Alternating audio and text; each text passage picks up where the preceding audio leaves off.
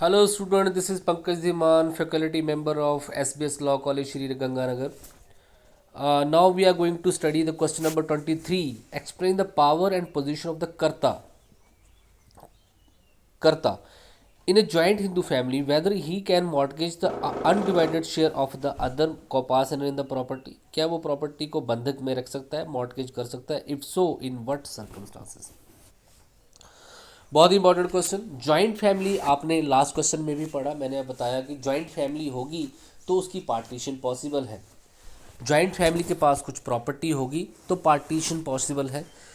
Joint family हिंदुओं में एक कंसेप्ट है और एक अलग से स्टेटस भी मिलता है जॉइंट फैमिली का, एक लीगल रिकॉग्नाइजेशन भी होती है जॉइंट फैमिली की। टैक्स में भी बड़े सारे रिलीफ मिलते हैं अगर आप टैक्सेशन एक्ट को पढ़ेंगे। तो जो जॉइंट फैमिली में जो फैमिली का जो हेड होता है उसको क्या बोला जाता है? कर्ता बोला जाता है। कर्ता एक बहुत इंपॉर्टेंट पोजीशन है और कर्ता जो होता है वो senior most member of the family होता है। और वो जो है जितने भी अफेयर्स होते हैं फैमिली के, चाहे वो बिजनेस से रिलेटेड, एग्रीकल्चर से रिलेटेड, इनकम से रिलेटेड, उसकी स्पेंडिंग से रिलेटेड, जितने भी मैटर्स होते हैं उनसे डील जो है करता ही करता है। तो कर्ता एक बहुत ही इंपॉर्टेंट पोजीशन है और इस पोजीशन को जो है खुद फैमिली ही बनाती है। सीनियर मोस्ट मेंबर होता है तो वो जो है automatically head of the family कर्ता बन जाता है। तो कर्ता को यहाँ पे समझने की कोशिश करेंगे, उसके राइट एंड ड्यूटीज़ देखेंगे, वो क्या कर सकता है और क्या नहीं कर सकता। कर्ता, क्योंकि मिताक्षरा जॉइंट फैमिली आपने पढ़ा, मिताक्षरा जॉइंट फैमिली में जो है everyone has a right by birth right होता है। इट मीन्स कि जो एक मिताक्षरा जॉइंट फैमिली होती है उसमें सभी प्रॉपर्टी की जॉइंट ऑनरशिप रखते हैं। जॉइंट ऑनरशिप रखने के बावजूद भी जो हेड ऑफ द फैमिली होता है उसका उस प्रॉपर्टी पे सम हाउ कंट्रोल होता है। ऐसे तो वो किसी का पार्ट बेच नहीं सकता, उसको सेल मॉर्टगेज नहीं कर सकता है, लेकिन कुछ ऐसी नेसेसिटीज़ या लीगल नेसेसिटीज़ या इमरजेंसी आ जाती हैं तब वो ऐसा कर सकता है। किस सिचुएशन में वो ऐसा कर सकता है यही आप इस क्वेश्चन में पढ़ेंगे, और कब वो ऐसा नहीं कर सकता वो भी आप पढ़ेंगे। तो लेट स्टार्ट, देखते हैं कर्ता क्या है एज पर जो bowel law series. Position of Karta in joint Hindu family is unique. He is that person who takes care of whole family. तो कर्ता जो है उसकी जॉइंट हिंदू फैमिली में एक बहुत यूनिक पोजीशन है और वो पूरी फैमिली की केयर करता है, क्योंकि सारी स्पेंडिंग जो होती है उसके पास ही होती है, इनकम उसके पास ही होती है। And it's property and the administrated, उसको प्रॉपर्टी को भी मैनेज करता है, उसको एडमिनिस्टर भी करता है, और सारे जो मेंबर होते हैं वो उसके अनुशासन में रहते हैं। It has been said it has been said regarding the position of karta that no one else is equivalent to him in the family. कोई भी उसके बराबर नहीं होता फैमिली में। The post of a karta can neither be compare to the relation of principal and agent. लेकिन उसका जो फैमिली के साथ रिलेशन है आप उसको प्रिंसिपल और एजेंट के रिलेशन से कंपेयर नहीं कर सकते। आपने कॉन्ट्रैक्ट पढ़ा होगा, कॉन्ट्रैक्ट में आपने देखा, जो अभी तक आपने कॉन्ट्रैक्ट सेकेंड ईयर में है, कोई बात नहीं, आपको पढ़ाऊंगा मैं। तो उसका रिलेशन जो है प्रिंसिपल और एजेंट की तरह नहीं है और ना ही वो किसी ट्रस्टी के, मैनेजर और ट्रस्टी की तरह है। ये सारी टर्म वहाँ पे पढ़ लेंगे, आप इतना ही याद रखिए फिलहाल। The position and the power of karta are more wider than anyone else. तो इसकी जो पोजीशन है वो ट्रस्टी से भी अलग है और एजेंट और प्रिंसिपल से भी अलग है। उसको कोई सैलरी नहीं मिलती है, उसको किसी तरीके का कोई बेनिफिट जो है वो नहीं मिलता है। हालांकि वो सारी प्रॉपर्टी को जो है मैनेज करता है, एडमिनिस्ट्रेट करता है, लेकिन उसको कोई सैलरी नहीं मिलती उसके लिए। He has the complete control over the family and the property of family. No one can claim the account from him nor he can say effect of economy. कोई उससे प्रश्न पूछ नहीं सकता है, नो कोई अकाउंट को चेक कर सकता है। Also there is no binding over that how much he shall spend. और उसको उस पर ये कोई बाइंडिंग भी नहीं है कि वो कितना खर्चा कर रहा है या कितना नहीं खर्चा, लेकिन फिर भी उस पर बड़ी सारी रिस्ट्रिक्शन है कि जब भी वो खर्चा करे तो सभी की कंसेंट के साथ करे, ये उसकी ड्यूटीज़ है। और जो भी उसने खर्चे किए हैं उसको शेयर करे, सभी फैमिली के साथ बताए क्यों किए गए हैं। But this does not mean that he is dictator. कोई वो तानाशाह नहीं बन जाता है। His position is extremely sensitive, बहुत सेंसिटिव पोजीशन है उसकी। He has to move along with all the member. उसको आगे बढ़ना है सभी मेंबर को साथ लेके। And keep in mind the interest and welfare of the all. और सभी का वेलफेयर, कल्याण और जो सभी का हित देखना है। परफॉर्म मैरिज एंड सभी उसको जितनी भी उस जॉइंट फैमिली में जितनी भी डॉटर्स हैं, लड़कियां, उनकी शादी करनी है। बड़े सारे रिचुअल्स, प्रथाएं जो है वो पूरी करवानी है। फाइनेंशियल पोजीशन को कंट्रोल रखना है। एजुकेशन प्रोवाइड करानी है सभी मेंबर्स को। तो ये सारे जो है वो उसकी ड्यूटीज़ हैं। दस द पोजीशन ऑफ द कर्ता इज मिक्सचर ऑफ राइट। तो इसलिए क्या है, जो कर्ता की पोजीशन जो है mix of right and duties है, ये सभी उसको करने पड़ते हैं। हु कैन बी ए कर्ता, तो कर्ता कौन हो सकता है, मैंने आपको पहले बताया। तो सीनियर मोस्ट कोपार्सनर जो होगा, जो सबसे उम्र में बड़ा होगा, जो प्रॉपर्टी में एक भाग रखता है और वो एज में सीनियर मोस्ट है, वो जो है कर्ता हो सकता है राम बसी खीरा के according. Any coparcener become karta of the family because of his seniority. कोई भी मेंबर फैमिली का on the basis of seniority जो है कर्ता बन सकता है। No become any one, no not because any one appoint, उसको कोई अपॉइंट नहीं करता है, वो बाय डिफॉल्ट सीनियोरिटी की वजह से जो है वो बन जाता है। मानवसी ज्ञानी के केसेस में भी was held that the such a person till the leave, जब तक वो जिंदा है वो फैमिली का कर्ता रहेगा, मैनेजर रहेगा, हेड ऑफ द फैमिली रहेगा, चाहे वो जितना एज्ड हो जाए, हैंडीकैप्ड हो जाए और जहाँ जितना मर्जी वीक हो जाए, जब बीमार हो जाए वही करता रहेगा। इफ एनी कर्ता बिकम अनसाउंड, अगर उनमें कर्ता जो है अनसाउंड माइंड हो जाता है, पागल हो जाता है, तो उसकी जगह पे जो नेक्स्ट नंबर का सीनियर मोस्ट है वो कर्ता बन जाएगा। वेदर जूनियर कोपार्सन कैन बी ए कर्ता, बहुत इंपॉर्टेंट क्वेश्चन। क्या एक जूनियर भी, जूनियर कोपार्सन कोई अभी जब लड़का ही है, उसके ऊपर बड़े सारे और हैं फैमिली मेम्बर हैं, एज में बड़े हैं, तो क्या जूनियर कोपार्सन एक जूनियर जो है भागीदार है प्रॉपर्टी का, वो भी बन सकता है? जनरली ऐसा नहीं होता है, बट नरेंद्र कुमार बस इनकम टैक्स कमिश्नर के केसेस में 1976 ऐसी केस में हिसाब बोला गया, जूनियर कोपार्सन कैन बी ए कर्ता with the consent of agreement. अगर सभी कोपार्सन, जितने भी प्रॉपर्टी में हिस्सेदार हैं, कोपार्सनर हैं, अगर वो सभी अपनी सहमति देते हैं थ्रू एग्रीमेंट, तो एक जूनियर मेंबर भी कर्ता बन सकता है।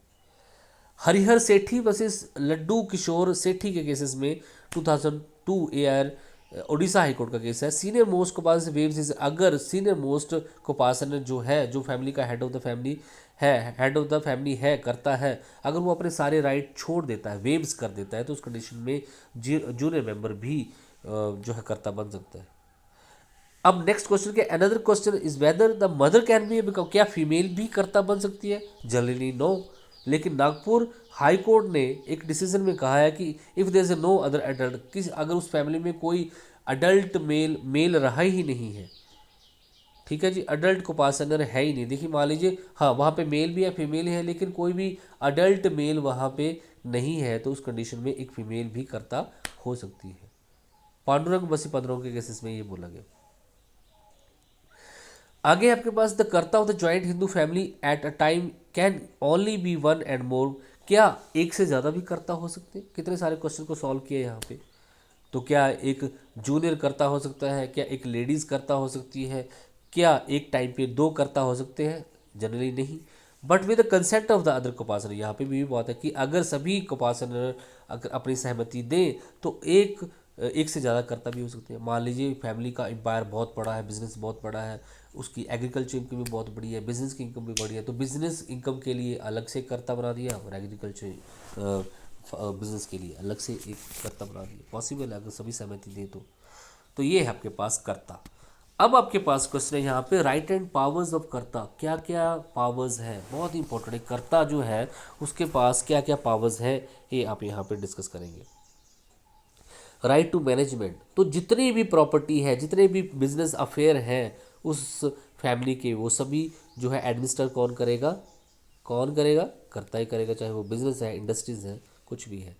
राइट ऑन इनकम, तो जितनी भी इनकम इन बिजनेस और इंडस्ट्रीज से आ रही है या किसी और ऑक्यूपेशन से आ रही है, उस इनकम को होल्ड करने का और उसको स्पेंड करने का राइट भी किसके पास है? कर्ता के पास है।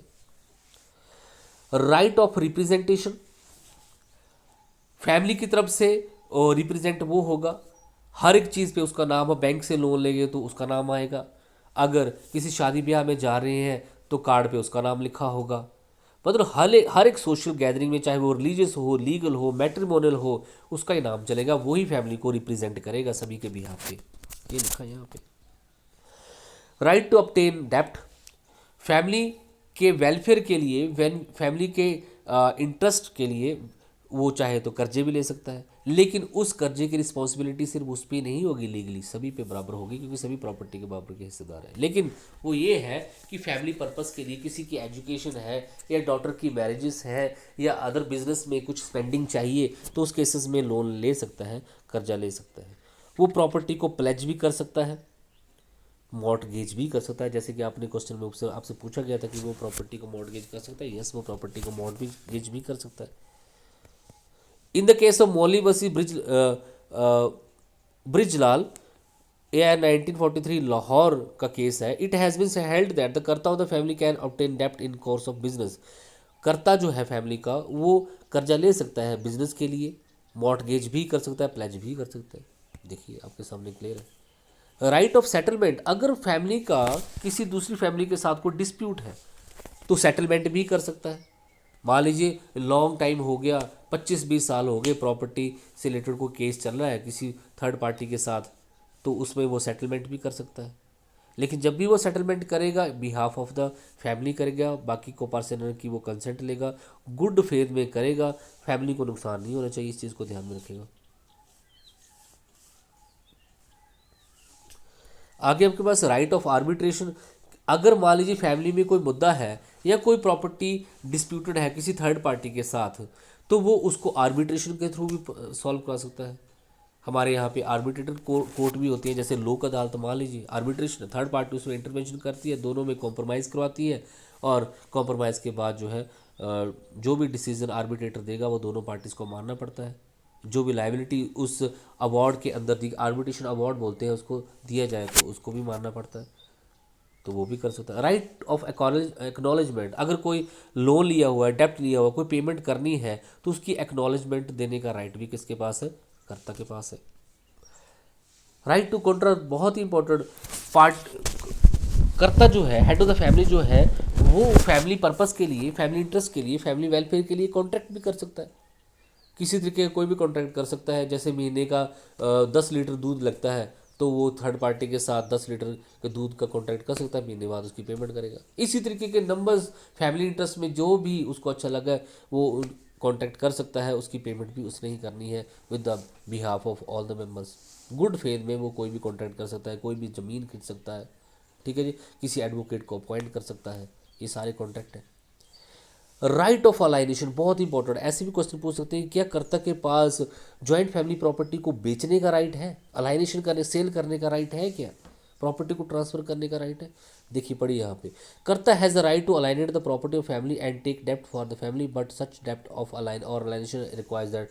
कर्ता यस, क्योंकि मैंने आपको पहले बताया है जॉइंट फैमिली प्रॉपर्टी जो होती है उसमें सभी का बराबर का हिस्सा होता है, तो without the consent of other member क्या आप प्रॉपर्टी को बेच सकते हो? ये क्वेश्चन है, बहुत इंपॉर्टेंट क्वेश्चन है, क्योंकि फैमिली में उसका भी प्रॉपर्टी में हिस्सा था, तो कर्ता ने कैसे बेच दिया?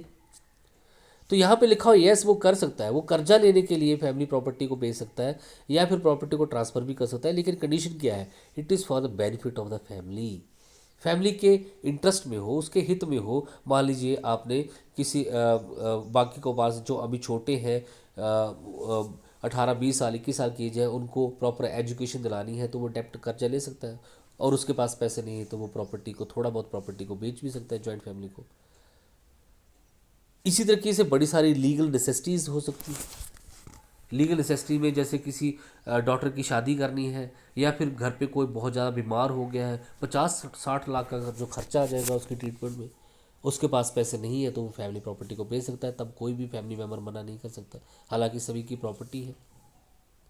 तो अगर लीगल नेसेसिटीज़ हैं और फैमिली के बेनिफिट के लिए अगर आप प्रॉपर्टी को बेच रहे हो, ट्रांसफ़र कर रहे हो, अलाइनेट कर रहे हो, या फिर प्रॉपर्टी बेच के कर्जा ले रहे हो, तो आप ले सकते हो। In the case of mister Harish versus Kumari Sindhu के केसेस में, 2012 कर्नाटक हाई कोर्ट का case, it has been held by Karnataka high court that the share of the minor coparcener can be sold और disposed by the कर्ता और family for the payment of the डेप्ट obtained due to the necessity और growth of the family. तो एक minor को partner जो family में अभी माइनर को पार्सनर है, मेजर भी नहीं हुए हैं, क्योंकि वो तो अपनी कंसेंट भी नहीं दे सकते, कि कंसेंट लेने के लिए मेजर होना जरूरी है। मान लीजिए 5-6 भाई हैं, आगे उनके बच्चे हैं, बाकी सारे तो मेजर हैं, लेकिन उनमें से एक जो है वो माइनर है, तो वो कंसेंट दे नहीं सकता, कानूनी उसकी कंसेंट सहमति वैलिड नहीं है। तो अगर वो कंसेंट देता भी है तो वो भी नहीं मानी जाएगी।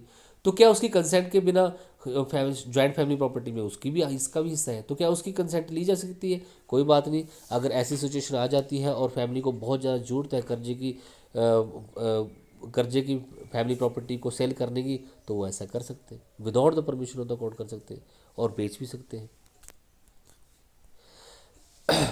देवी किशन वर्सेस रामकृष्ण के केसेस में राजस्थान हाई कोर्ट ने बोला दैट द कर्ता can mortgage the property of joint family. कर्ता जो है प्रॉपर्टी को मॉर्टगेज भी बंधक भी रख सकता है। मतलब आप प्रॉपर्टी को बेचना नहीं चाहते, लेकिन आप क्या कर रहे हैं, उस प्रॉपर्टी को बंधक रख देते हैं, बैंक को या किसी पर्सन को उससे पैसे ले लेते हैं और उसके साथ टाइम फिक्स कर लेते हैं कि इतने टाइम में वापस दे देंगे, विद इंटरेस्ट दे देंगे। तो ऐसे भी प्रॉपर्टी को बंधक रख सकते हैं। आप जैसे ही वो कर्जा सारा दे देंगे, उस पर इंटरेस्ट सारा दे देंगे, प्रॉपर्टी आपको वापस। तो यस, वो प्रॉपर्टी को बंधक भी रख सकता है, उसको मॉर्टगेज भी कर सकता है। लेकिन कोर्ट बोलती है हेल्ड बी फॉलोइंग। लेकिन यहाँ पे कोर्ट ने एक चीज़ और बताई कि कौन कौन से जो है ऐसे कॉज होंगे जो कि लीगल नेसेसिटी में नहीं आते हैं। जैसे आपने कर्जा लिया है किसी चाइल्ड मैरिज के लिए, और आप चाइल्ड मैरिज रिस्ट्रेन एक्ट की कंडीशन को वायलेशन कर रहे हैं। तो चाइल्ड मैरिज रिस्ट्रेन एक्ट किसके लिए है? कि माइनर बच्चों की शादी ना हो, और आप ऐसी चाइल्ड की शादी करने के लिए कर्जा ले रहे हैं, तो वो लीगल नेसेसिटी नहीं मानी जाएगी। सेकंड, फॉर ऑब्टेनिंग द डेप्ट for the marriage property for already, अगर आप एक प्रॉपर्टी को ऑलरेडी मॉर्टगेज कर चुके हैं, उसको बंधक बना चुके हैं, उससे पैसे ले चुके हैं, तो आप उस पर फिर कर्जा नहीं ले सकते, क्योंकि वो पहले ही मॉर्टगेज है किसी के पास। At all, it may be held that the mortgage or alienation of the property by the कर्ता can be done for the following purpose। अब सब कुछ देखने के बाद हमें ये लगता है कि यस, कर्ता जो है प्रॉपर्टी को मॉर्टगेज भी कर सकता है, अलाइनेशन भी कर सकता है, उसको बेच भी सकता है, लेकिन कंडीशन यही है कि वो फैमिली के बेनिफिट के लिए होनी चाहिए और कोई ना कोई लीगल नेसेसिटी वहाँ पे होनी चाहिए। लाइक कोई एमरजेंसी वहाँ पे आ गई, या कोई लोन वहाँ पे देना है, या किसी को प्रॉपर एजुकेशन दिलवानी है, या किसी की शादी करनी है, that will be the legal necessities and family benefit. ये है आपके पास कर्ता का कंसेप्ट। कर्ता फैमिली में कितनी इंपॉर्टेंस रखता है, कर्ता कौन हो सकता है, कौन नहीं हो सकता है, क्या जूनियर मेंबर कर्ता हो सकता है, क्या एक फीमेल कर्ता हो सकती है, एक से ज़्यादा कर्ता हो सकते हैं, कर्ता के राइट एंड ड्यूटीज़ क्या है, देखा तो वो प्रॉपर्टी को मैनेज भी करता है, प्रॉपर्टी पे एक्सपेंडिचर भी करता है, वो फैमिली के लिए जो है कॉन्ट्रैक्ट भी करता है, एक्नॉलेज भी करता है, आर्बिट्रेशन भी करा सकता है, डिस्प्यूट को सेटलमेंट के थ्रू सॉल्व भी कर सकता है। आगे आपने देखा कि क्या वो प्रॉपर्टी को बेच भी सकता है या मॉर्टगेज, यस, वो प्रॉपर्टी को मॉर्टगेज एंड अलाइनेट भी कर सकता है। कंडीशन यहाँ पे यही है, वो फैमिली के बेनिफिट के लिए पर्पस होना चाहिए, या फिर कोई लीगल नेसेसिटी वहाँ पे होनी चाहिए। Thank you so much, have a nice day.